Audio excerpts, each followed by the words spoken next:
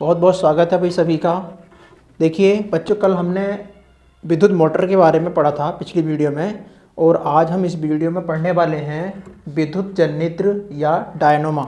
ठीक है, डायनोमा क्या होता है आज हम इसमें पढ़ने वाले हैं।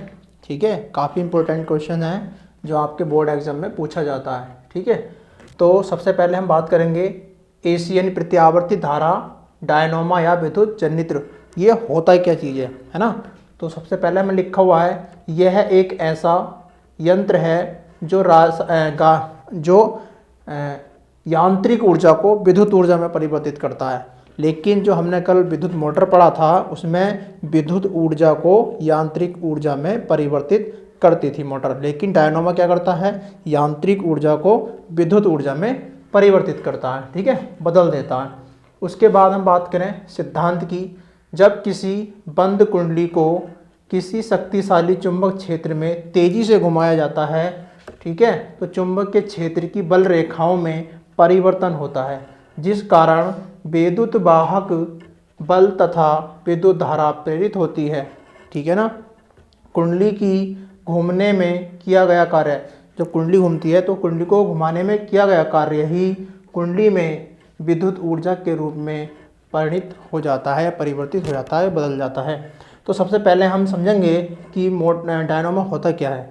जैसे कल मोटर पड़ी थी, मोटर के अंदर भी क्या था, दो मैग्नेट लगे हुए थे। एक था एन चुंबकीय क्षेत्र, ठीक है, और एक था हमारा एन और एक था हमारा एस। सही है।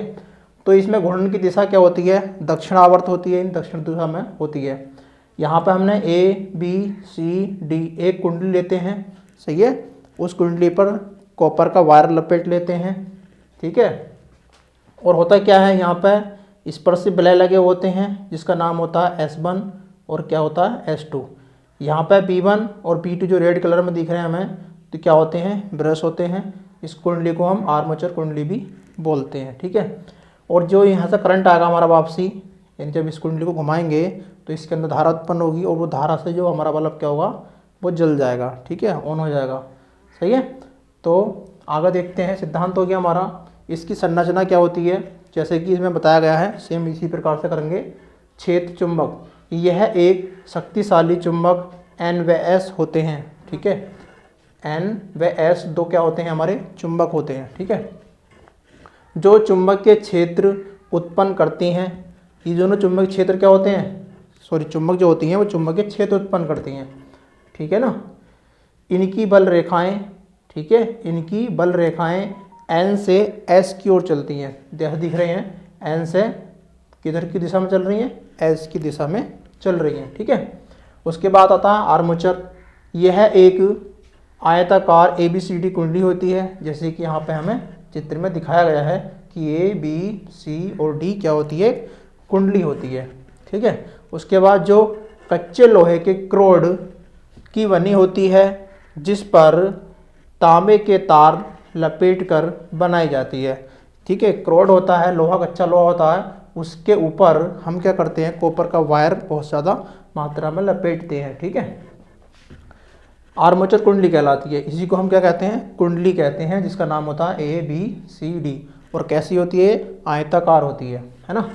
उसके बाद आता है कुंडली को घूमने के लिए, यानी जो कुंडली है इसको घुमाने के लिए हमें कुछ आवश्यकता पड़ती है, जैसे स्टीम टरबाइन की आवश्यकता पड़ती है, वाटर टरबाइन की आवश्यकता पड़ती है, पेट्रोल इंजन या डीजल इंजन की भी आवश्यकता पड़ती है।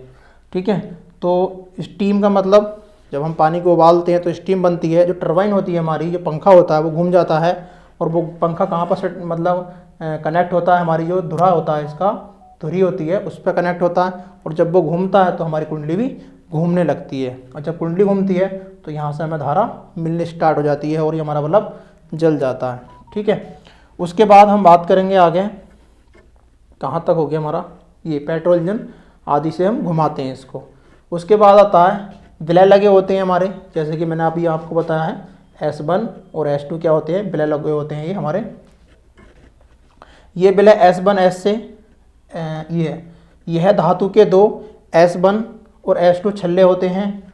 ठीक है, जो आर्मेचर के साथ साथ घूमते हैं, यानी जो हमारी कुंडली होती है उसके साथ साथ क्या करते हैं, घूमते हैं। ठीक है, फिर उसके बाद आते हैं ब्रश। ये विलय S1 S2 से तांबे की दो बनी पत्तियों B1 और B2 होती हैं। ठीक है, ये जो पत्ती होती है तांबे की जो रेड कलर में दिखाई गई हैं, तो ये B1 और B2 होती हैं। ठीक है, जो ब्रश कहलाती हैं जिसमें धारा भेजी जाती है। ठीक है, जो हमारा करंट आता है उधर से, तो इन ब्रशों से ही क्या होती है, हमारी धारा बाहर निकलती है और बल्ब जल जाता है।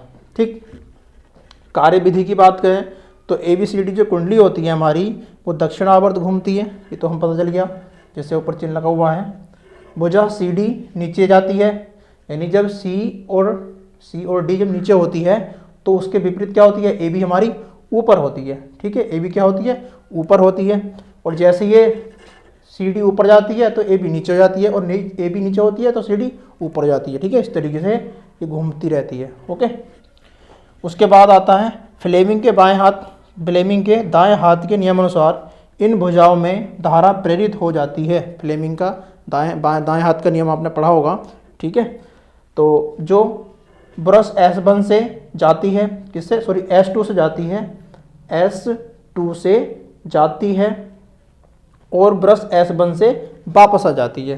ठीक है, जैसे आप यहाँ देख रहे हैं, वापस S1 से वापस आती है और S2 से भेजी जाती है।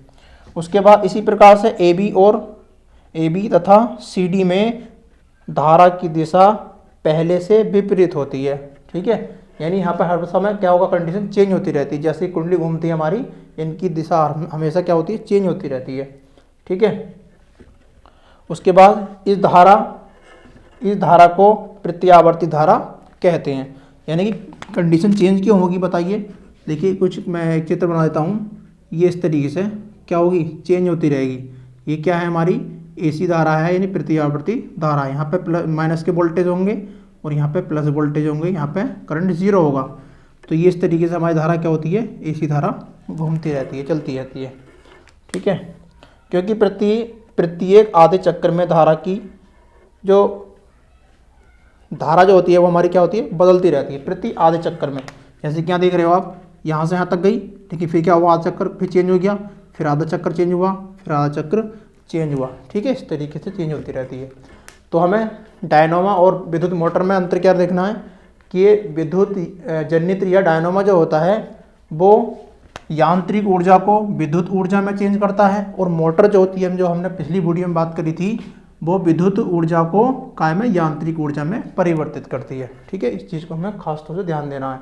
चित्र लगभग सेम रहेगा, लेकिन यहाँ पर जो बल्ब लगा हुआ है, यहाँ पे एक बैटरी लगी होती है, जो बैटरी से वो कुंडली चलती है। ठीक है, तो मैं समझता हूँ कि वीडियो आपको अच्छा लगा होगा, समझ आ गया होगा। ठीक है, तो वीडियो को शेयर वेयर करते रहो।